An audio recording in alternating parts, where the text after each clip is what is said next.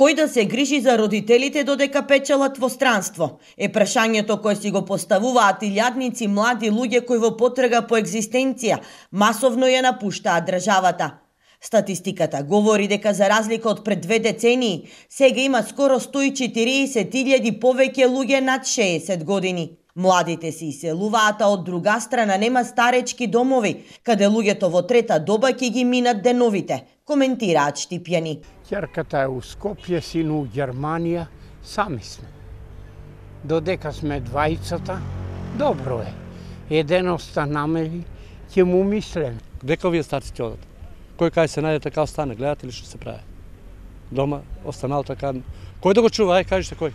Изцелија се ојдоа по цел Америка, да не ги наредам по те. Таму се изцелија, има по цели куќи се затворени. Старите се починаа и куќите останаа. Единствено дом за стари лица на истокот има само во Берово со капацитет од 39 легла.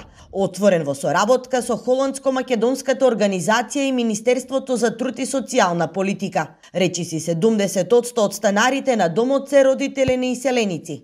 Листата на чекање е долга.